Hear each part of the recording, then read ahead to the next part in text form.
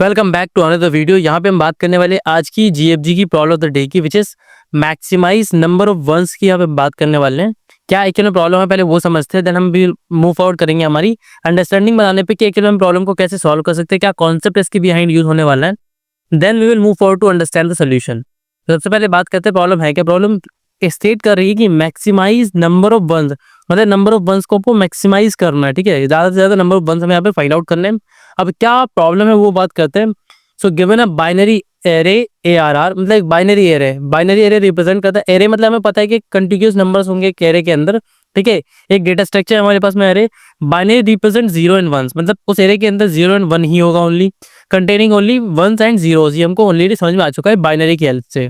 And on integer के, अब एक इंटीजर के भी दिया हुआ है। के का काम क्या है वो बात करेंगे अब।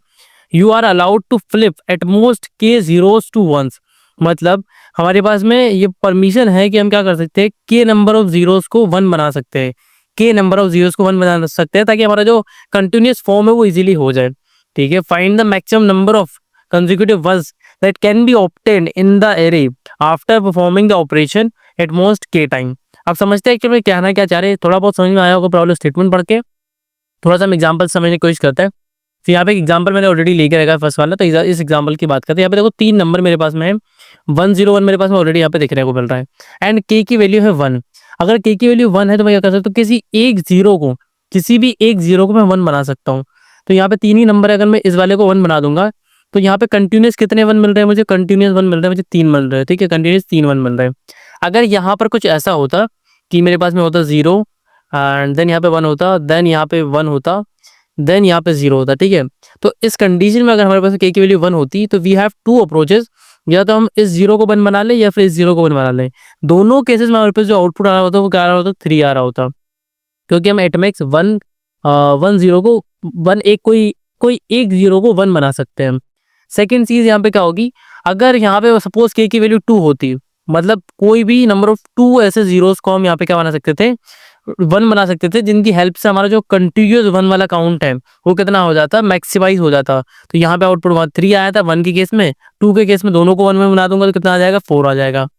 अगर यहाँ पे कोई और एग्जाम्पल लेके देखो जहाँ पे हमें सोचना पड़े, ठीक है, तो यहाँ पे देखो मैं लिखता हूँ 1 0 0, ठीक है, 1 0 0 लिख लिया मैंने, देन 1 लिख लेते हैं। ठीक है, 1 मैंने यहाँ पे लिख लिया। अब यहाँ पे अगर मेरे के की वैल्यू 2 है तो यहाँ पे क्लियरली देखो, अगर मैं इन दोनों को 1 1 कर देता हूँ, इन दोनों को अगर 1 1 कर देता हूँ तो नंबर ऑफ काउंट कितना हो जाएगा, 3 2 5 एंड 6 हो जाएगा। कंटिन्यूअस कितना हो जाएगी, 6 हो जाएंगे। लेकिन अगर मैं यहाँ पे बात करूँ कि यहाँ पर आ जाता है एक 0 यहाँ पे आ जाता है, ठीक है, और एक और 0 यहाँ पे आ जाता है, देन उसके बाद में नंबर 1 कितना आ जाता है, यहाँ पे 4 आ जाता है, सपोज 1 2 3 एंड 4 आ जाता है। ठीक है, अब यहाँ पे क्लियरली देखो, तो यहाँ पे अगर मैं इन दोनों को 1 1 करूंगा तो कंटिन्यूअस कितना फॉर्म होगा, 3 + 2 + 1, मतलब कितना हो रहा है, ओवरऑल 6 हो रहा है यहाँ पे। अगर इन दोनों को मैं 1 1 बना देता हूँ तो, लेकिन अगर मैं इन दोनों को 1 1 बनाता हूँ तो यहाँ पे कितना फॉर्म होगा उसकी बात करेंगे। तो यहाँ पे देखो 3 + 2 5 और 5 + 4 कितना हो जाएगा, यहाँ पे 9 हो जाएगा। ठीक है, तो यहाँ पे समीशन कितना आ रहा है, 9, यहाँ पे कितना आ रहा है, 6 आ रहा है। तो मैक्सिमाइज करना है तो मतलब मैक्सिमम निकालना पड़ेगा। मैक्सिमम क्या है हमारे पास में, 9 है। अब ये मैं कैसे समझूंगा कि मुझे एक्चुअली कौन से वाले जीरोस को 1 बनाना है।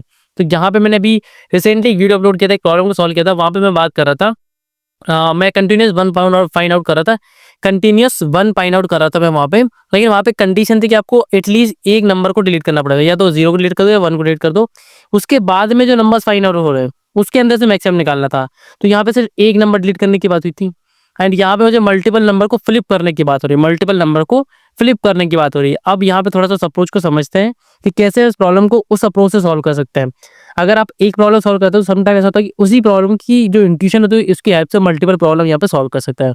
अब कैसे कर सकते हैं इस प्रॉब्लम में समझते हैं। देखो यहाँ पे तो यहाँ 2 0 दिए हुए, इन दोनों के बीच में 2 0 दिए, तो ऐसे करके मल्टीपल एग्जाम्पल हो सकते हैं। अब यहाँ पे उस अप्रोच की बात करता हूँ, वो अप्रोच क्या आती है, हमें क्या करना है, 0 का काउंट लेते हुए चलना है। ठीक है, जेड में 0 का काउंट लेते हुए चलना है। इनिशियली क्या रहेगा, 0 रहेगा।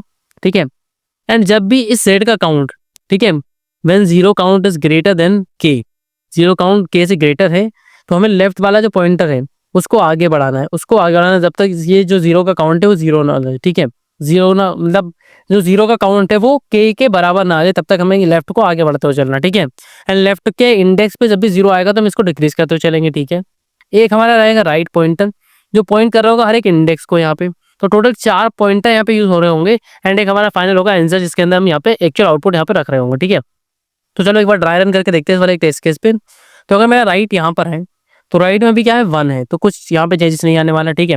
चेंजेस क्या आएगा, हम यहाँ पे हर बार डिफरेंस ले लेंगे राइट माइनस लेफ्ट प्लस 1 का।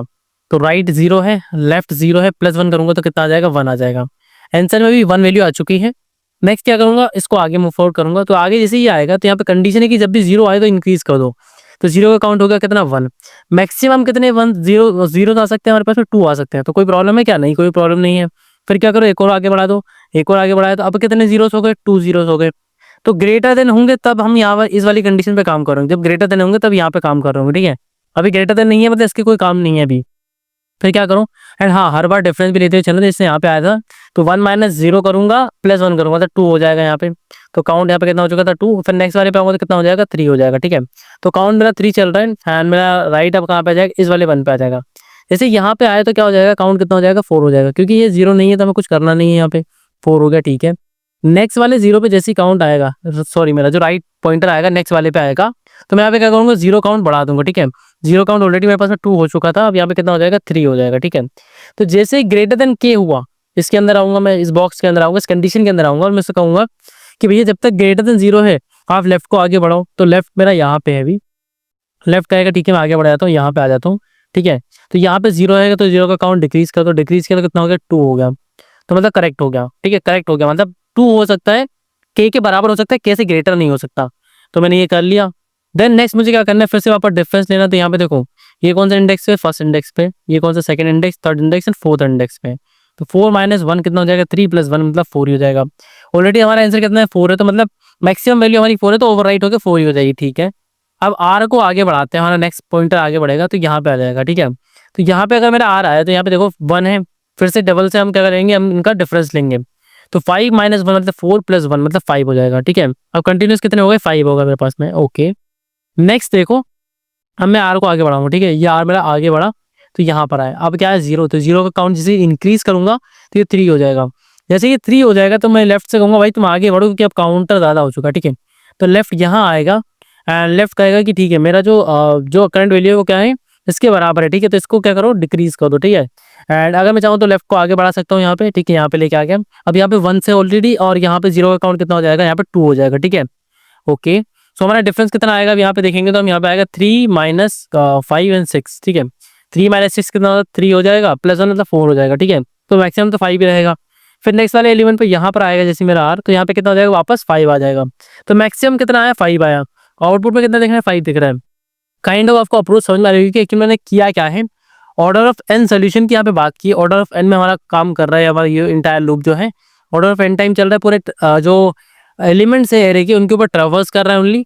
एंड ऑर्डर ऑफ 1 में से बोल सकते हैं स्पेस के लिए, क्योंकि हम यहाँ पे सिंपल 4 वेरिएबल चूज करने वाले जिनके अंदर हमारी कुछ वैल्यूज स्टोर होंगी, जैसे जीरोस काउंट स्टोर होगा। आर हमारा क्या कर रहा होगा, हर एक एलिमेंट को ट्रेवर्स कर रहा होगा। एंड हमारा एल क्या कर रहा होगा, एक पर्टिकुलर स्लाइड को लेके चल रहा होगा। यहाँ पे अप्रोच यूज हुई है स्लाइडिंग विंडो अप्रोच, तो स्लाइड को लेके चल रहा होगा। जैसे स्लाइड की जो कंडीशन से एग्जिट होता है, मतलब हमारा जो 0 है ग्रेटर देन के होता है, तो स्लाइड को हम क्या कर देंगे, श्रिंक कर देंगे, मतलब छोटा कर देंगे। एंड हमारा काम जो होगा वो धीरे चल रहा होगा, हमारा कोड परफेक्टली काम कर रहा होगा, और हमको यहाँ पे मैक्सिमम नंबर ऑफ 1 से यहाँ पे फाइंड आउट हो रहे होंगे के नंबर ऑफ जीरोस को फ्लिप करने के बाद में। तो चलो कोड की बात करते हैं, थोड़ा सा इसको हम अंडरस्टैंडिंग मार चुके हैं कि प्रॉब्लम है क्या। कोड की यहाँ पे बात हो तो कोड सिंपल देखा, देखो यहाँ पे 3 वेरिएबल बनाए, लेफ्ट जीरोस एंड आंसर यहाँ पे बना लिया, राइट यहाँ पे लूप के अंदर बना लिया मैंने, कुछ 4 वेरिएबल मेरे हो गए सिंपल। उसके बाद में मैंने क्या किया, जब भी मेरा राइट क्या हो 0 के बराबर हो तो 0 के काउंट को इंक्रीज कर दो।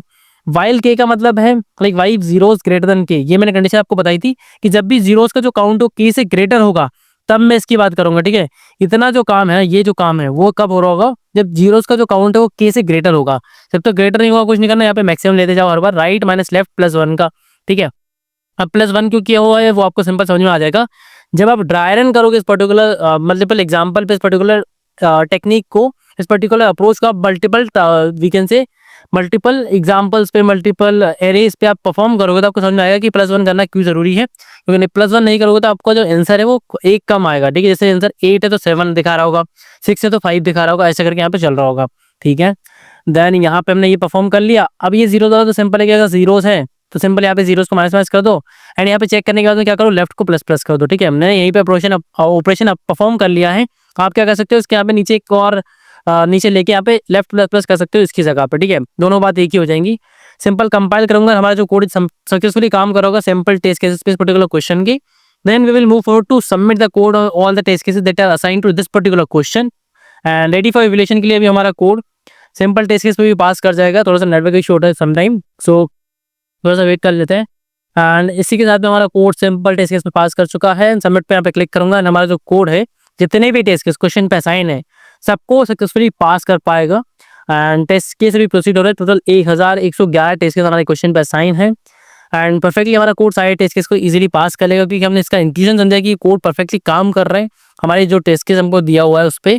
सो हमारे जितने भी टेस्ट केस लगे हैं उन सब पर सक्सेसफुली पास करना चाहिए, क्योंकि हमारा इंक्लूजन एकदम राइट है।